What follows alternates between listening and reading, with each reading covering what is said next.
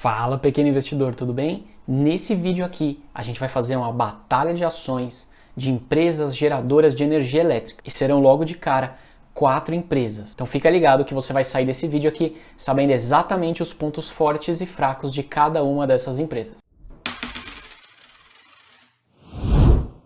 O segmento de geração de energia elétrica é um dos segmentos mais resilientes, não só do Brasil, mas no mundo. Afinal de contas, todo mundo aqui precisa usar energia elétrica e essa demanda ela vai ser cada vez mais crescente.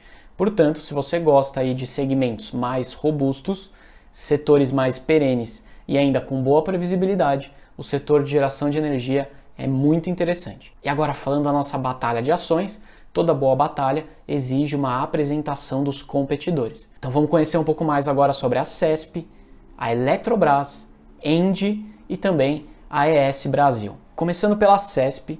CESP é uma energia que foi privatizada há alguns anos atrás e basicamente aqui olhando para as ações ordinárias a gente tem 93% das ações na mão da empresa VRTM Part. A gente tem 0,3% na mão da Eletrobras e 6,6% na mão de outros investidores. VRTM Part é uma joint venture entre o Grupo Votorantim de Energia e também um fundo canadense de investimento. E aí a combinação desses dois investidores, eles privatizaram, compraram as ações da CESP e passaram a ser detentores. A CESP, nesse exato momento, ela está fazendo uma reorganização societária.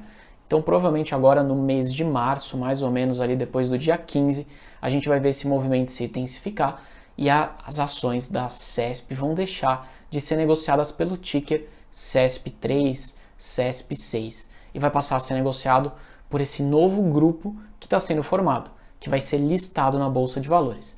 Esse novo grupo vai incorporar a CESP, que tem como sua principal fortaleza a geração de energia elétrica baseado em hidroelétrica, e também vai adicionar nesse portfólio, nessa nova empresa, outras formas de gerar energia eólica e energia solar. Esse novo grupo tem tudo para se tornar o maior grupo de geração de energia elétrica privada aqui do Brasil, uma gigante. E para combater a CESP na nossa batalha de hoje, a gente vai ter também a Eletrobras. 52% das ações da Eletrobras estão na mão da União Federal, 11% BNDES Part, mais quase 6% aqui, 5,8% na mão do BNDES também. E a gente tem agora outro fundo de investimento, FIA Dinâmica e Banclass com 5,1% e outros investidores em 26%. A Eletrobras esse ano também está num processo de reorganização societária.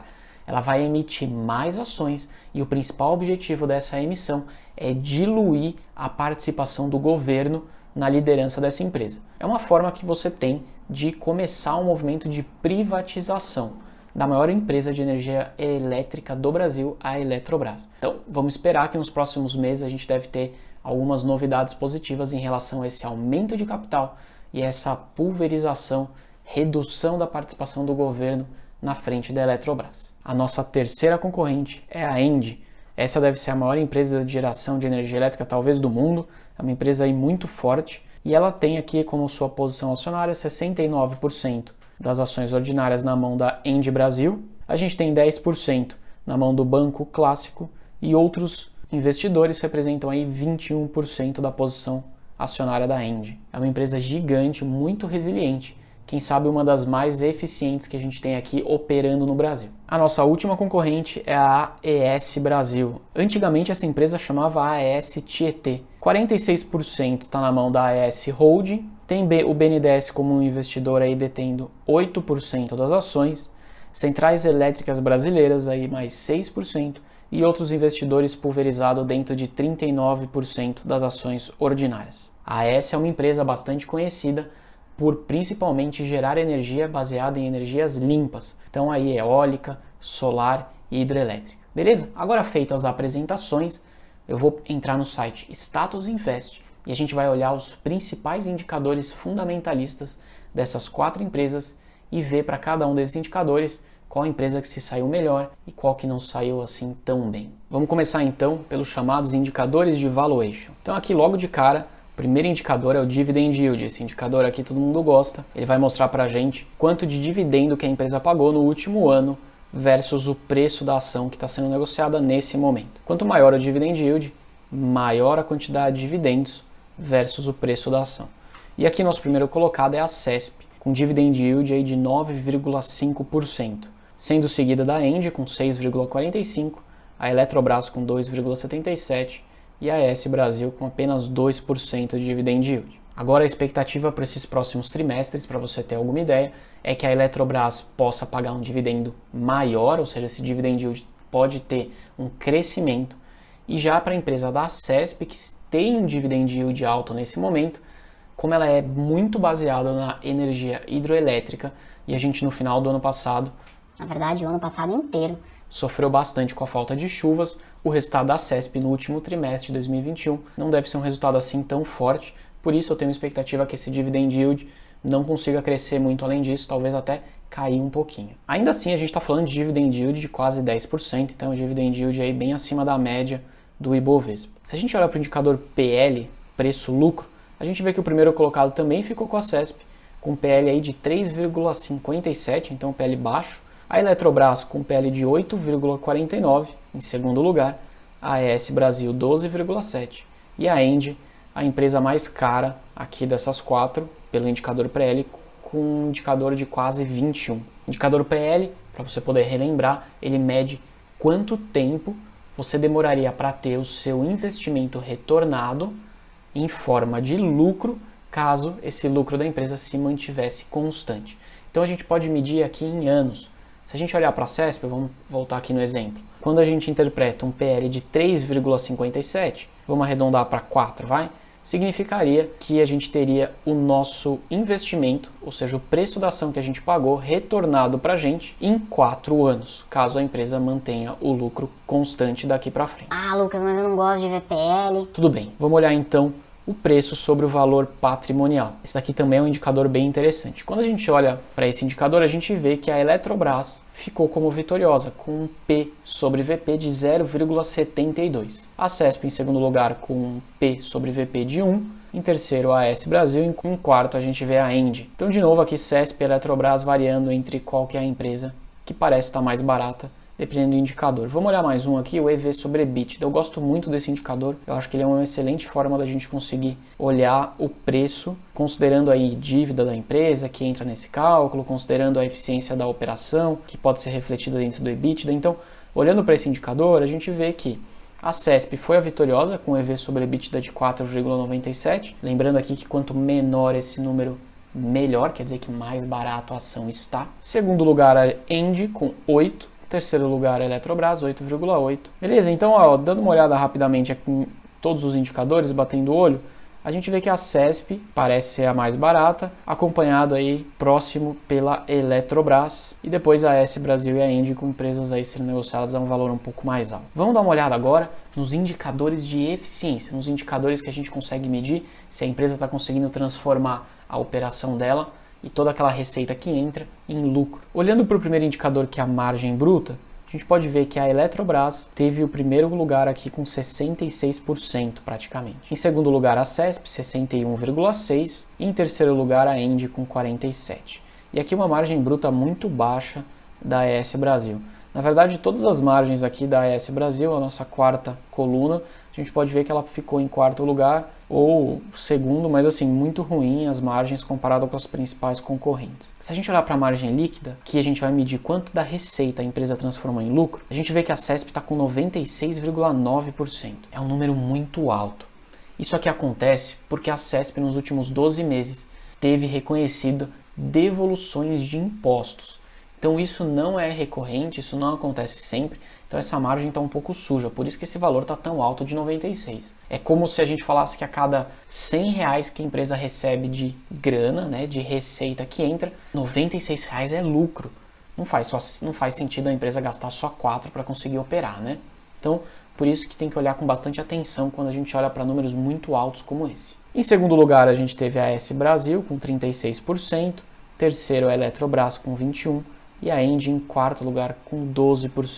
Então, majoritariamente, a gente vê a CESP aqui como uma empresa mais eficiente, e depois, em segundo lugar, a ENGIE Brasil, em terceiro a Eletrobras e em quarto a AES. Bora dar uma olhada agora no endividamento. Bom, endividamento de longe, a gente consegue ver que a CESP é a empresa menos endividada de todas, né? Todos os indicadores aqui que a gente consegue enxergar, a gente vê melhores resultados para a CESP.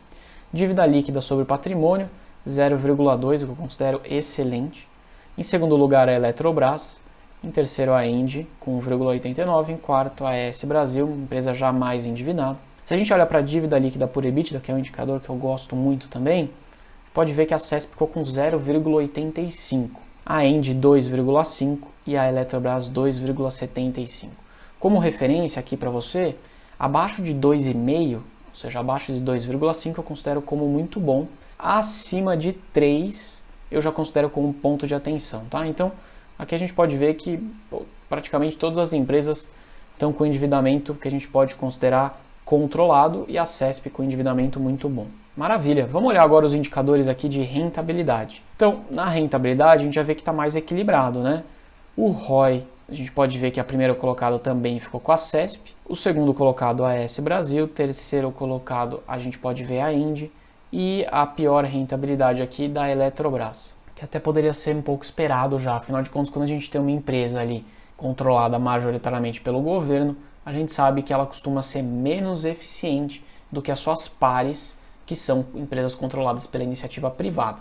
Então quando a gente olha aqui, a gente vê que esse reflexo na Eletrobras também acontece. Basicamente, a rentabilidade fica aí no páreo entre CESP e ENGIE, são as duas empresas que tiveram aí vitórias em pelo menos 2 indicadores. E olhando agora para os indicadores de crescimento, a gente pode ver que a ENGIE foi a empresa que está se saindo melhor.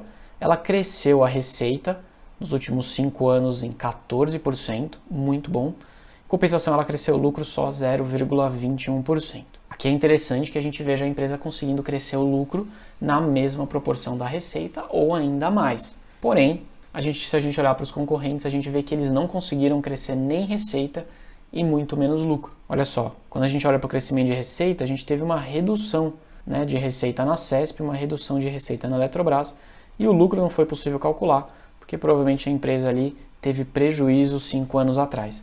Então, nos indicadores de crescimento, a ENGIE deu um banho nas principais concorrentes. Se a gente subir aqui logo no começo, vamos dar uma olhada como é que ficou então. A nossa grande vitoriosa, considerando todos esses indicadores, foi a CESP, com 17 medalhas de ouro. Nossa segunda colocada foi a Eletrobras, com 7 medalhas de ouro e 11 de prata. E a terceira colocada, a ENGIE, com 4 medalhas de ouro. E a AES Brasil não levou nenhum ouro. Ruim, AES. Tá precisando melhorar um pouquinho aqui seus indicadores, hein? E se a gente comparar então a rentabilidade dessas empresas nos últimos 2 anos, considerando dividendos, não se esqueça, né, que nos últimos 2 anos não tivemos resultados bons aqui no Brasil, principalmente por causa da pandemia. A gente vê que a CESP, vou até dar um zoom aqui, ó, a CESP teve um decréscimo nessa rentabilidade, então ela desvalorizou 1,21%, a ENGIE valorizou 3%, a Eletrobras quase 26% e a AES Brasil desvalorizou 13%. Esse crescimento forte da Eletrobras vem muito de todo esse movimento ali de privatização que vem sendo discutido para ela. E aí, obviamente, o mercado como um todo tentando prever essa privatização, imaginando que essa empresa vai ficar mais rentável e mais eficiente e, consequentemente, vai conseguir entregar mais lucro, o mercado já começa a adiantar esse movimento e começa a comprar o papel da Eletrobras. Então esse aqui é o reflexo disso, a gente vê na valorização das ações.